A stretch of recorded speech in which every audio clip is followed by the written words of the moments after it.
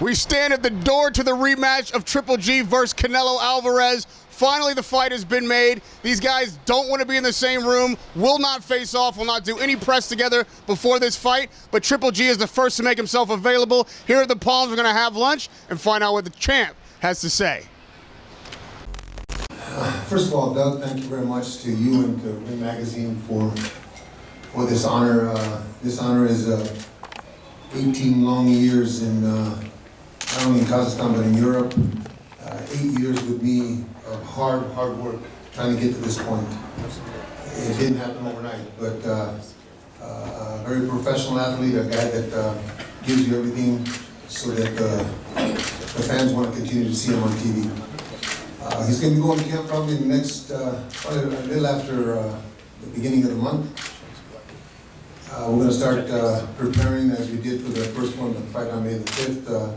This will be a little more of a grudge thing, I believe, on our part, because of it's like that bride that got stood up at the altar. May the 5th was, we were looking forward to that and looking forward to destroying him and getting the next one if it was going to be a next one. But mark my words, he's going to be very dedicated like he always is. But I think that on my end, I need to make sure that he understands all the issues that have been put in front of him, not by his choice, but issues that have been put in front of him by Canelo, and Canelo's got to pay for this. Thank you. As Abel alluded to, I would say the gloves are off for this promotion here. There was a lot of respect between the two guys in the first fight. Very controversial decision. Gennady thought it was a disrespect to the sport of boxing. Some of that we all thought won the fight to come away with a controversial draw like that. Then with the rematch happening, everyone knows the scenario there that Canelo had such a positive. He got suspended. The Cinco de Mayo match in Las Vegas was canceled strictly because of the suspension of Canelo Alvarez. We scrambled. We saved the date, Cinco de Mayo, against Vanas Martirosyan at the StubHub Center. We broke the ticket revenue record at the StubHub Center. We broke the merchandise record at the StubHub Center. We set the highest ratings on any premium cable show for the last 2 years with Triple G's last fight, and that's why he took the position that he did in the negotiations. He gave me clear instructions as to what he would accept. He would have signed a long time ago. And then finally, when he was satisfied with the deal, that's when we signed. We agreed last Wednesday. So with that, we can open up to some questions. This is a little bit of informal media lunch. Gennady, if you want to say a few words first before we take the questions. And then just, if you're looking forward to this rematch and looking forward to, the biggest, participating now in the biggest fight in the sport of boxing. Just first. Good afternoon, everybody. Just first of all, thanks, Doug, for your present, beautiful present. Finally. Another one. Thank you. And of course, everybody. It's good to see you. Right now, I feel my true life. I come back for real life, for real boxing life. Thank you. If you have questions, I'm ready. We can pass around. Why don't we pass around one of these microphones? That way, everyone can hear. Where's Alan? Alan, why don't you? Up here. Yeah. Gennady, last time we saw you at the Palm was about 3 weeks before May 5th. How much happier are you today than you were when we saw you a couple months ago with everything going on and everything that's taken place? I don't know how many %. Just a lot. That was the media lunch that we had to announce. No announcement. There was nothing to announce. Tom, over here. What was the deal changer last week to make this fight happen? It was off the table at noon, that was the deadline. What changed? What basically changed, if you can tell us? Well, as I mentioned, there wasn't much of a deal changer. It was, Gennady was very clear.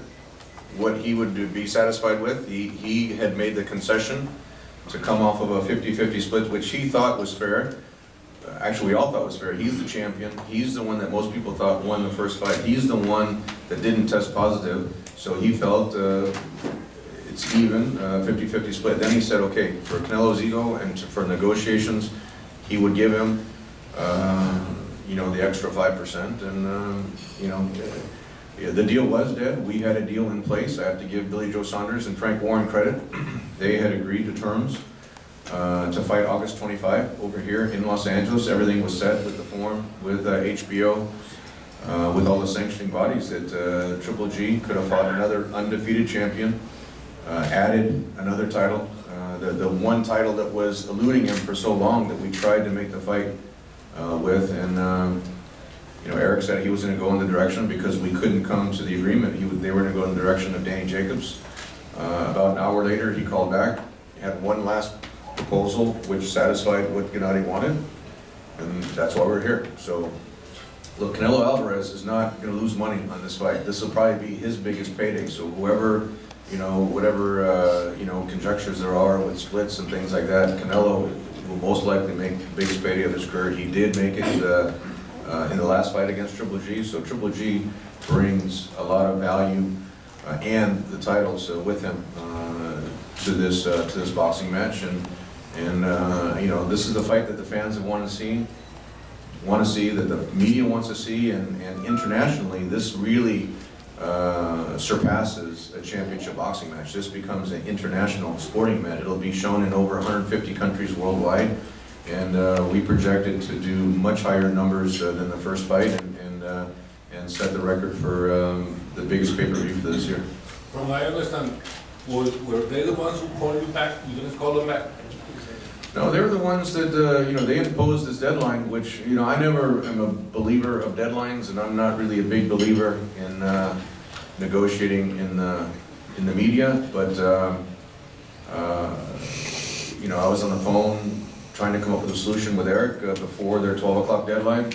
We couldn't come up with a solution, and then that's when we said, okay, we'll just go different ways, and, you know, maybe in the future that we could do this. And then that's when I think they realized, look, they can't let this opportunity go by. You never know when you have a big fight like this.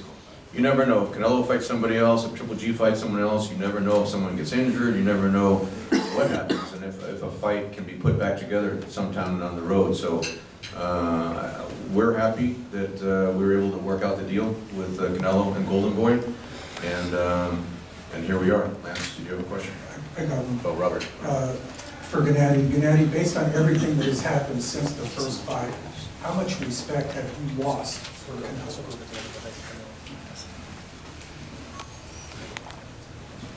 I don't know how much. Just a lot. Like I see, how much. I don't know about that. I know him lots of he's a different guy right now. He's a completely different guy. He's not sportsman. Right now it's a different situation. 100%. Gennady, what was it like for you when Tom says, you know, this is what they want, this is their final offer, and at some point Tom said that the deal was dead? How did you feel about sticking to your guns and getting the figure you wanted? What was that hour like when you thought maybe the fight is dead, but I need to get paid what I need to get paid?